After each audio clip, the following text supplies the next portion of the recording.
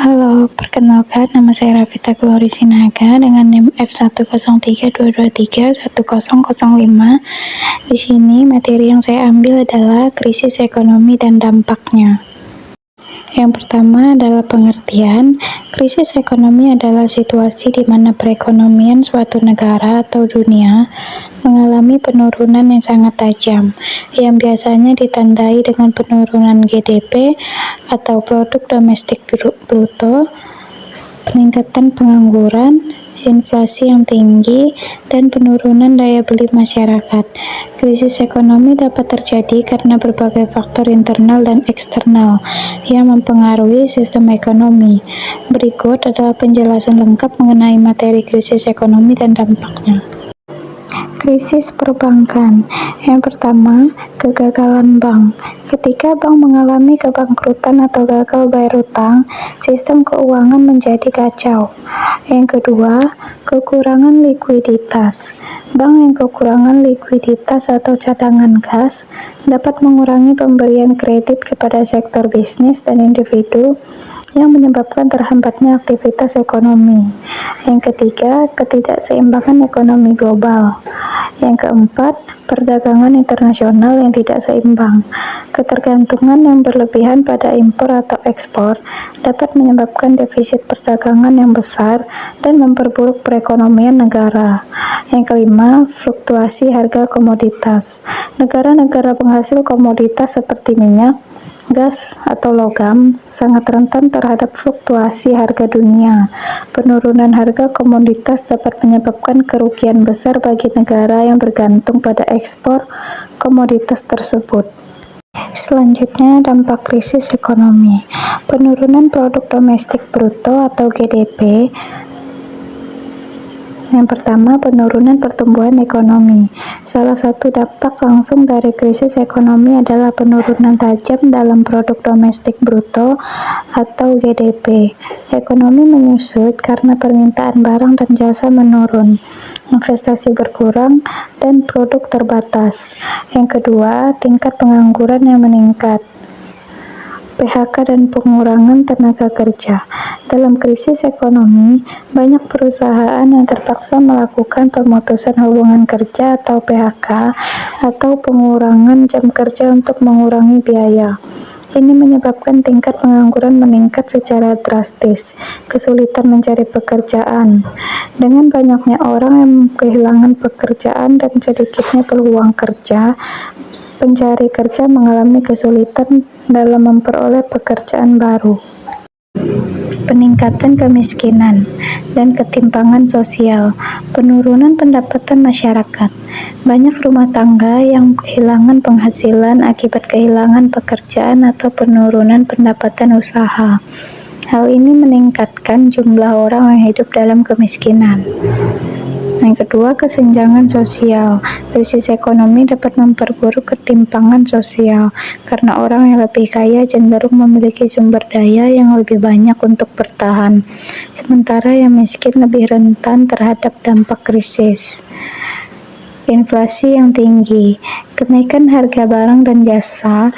Krisis ekonomi dapat menyebabkan inflasi yang tinggi, terutama jika disebabkan oleh kenaikan harga energi atau barang kebutuhan pokok. Inflasi yang tinggi mengurangi daya beli masyarakat sehingga kehidupan semakin sulit. Hiperinflasi.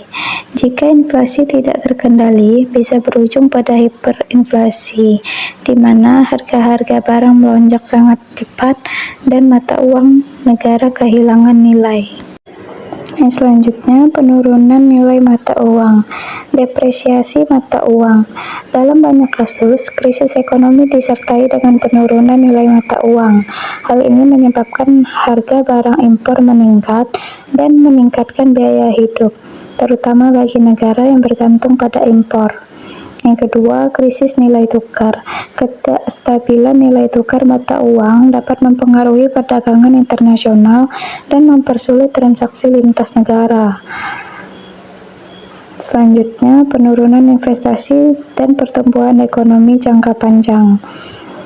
ketidakpastian ekonomi. Ketika perekonomian dalam krisis, investor akan menahan diri untuk berinvestasi karena ketidakpastian tentang masa depan. Penurunan investasi menghambat penciptaan lapangan kerja dan inovasi yang dibutuhkan untuk pertumbuhan ekonomi. Yang kedua, stagnasi ekonomi. Negara yang terpuruk dalam krisis dapat mengalami stagnasi ekonomi dalam jangka panjang, dengan tingkat pertumbuhan yang sangat rendah atau bahkan negatif. Contoh krisis ekonomi yang terkenal, yang pertama krisis ekonomi pada tahun 1997 sampai 1998, krisis moneter Asia. Krisis ini dimulai di Thailand dan menyebar ke banyak negara Asia, termasuk Indonesia, Korea Selatan, dan Malaysia. Krisis ini ditandai dengan keruntuhan mata uang dan kebangkrutan banyak bank serta perusahaan besar yang menyebabkan inflasi dan pengangguran tinggi. Yang kedua, krisis keuangan global 2008. Krisis ini dimulai dengan keruntuhan pasar perumahan di Amerika Serikat dan menyebar ke seluruh dunia.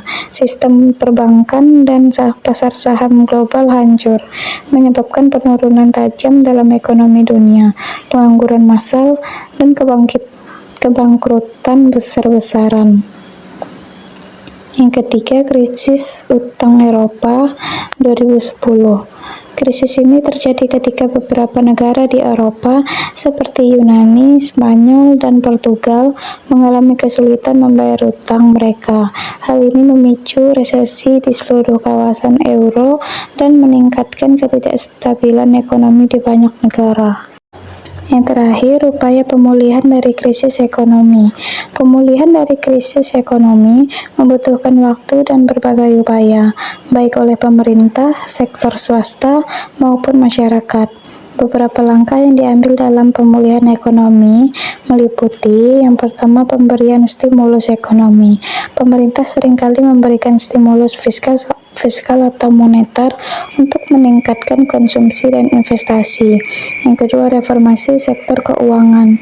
Negara perlu memperbaiki sistem keuangan untuk mencegah krisis di masa depan, termasuk pengawasan ketat terhadap bank dan lembaga keuangan.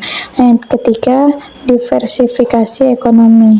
Negara yang bergantung pada satu sektor ekonomi perlu melakukan diversifikasi untuk mengurangi ketergantungan pada sektor tersebut. Baik, sekian materi yang dapat saya sampaikan. Semoga materi tersebut bisa dipahami dengan baik. Terima kasih.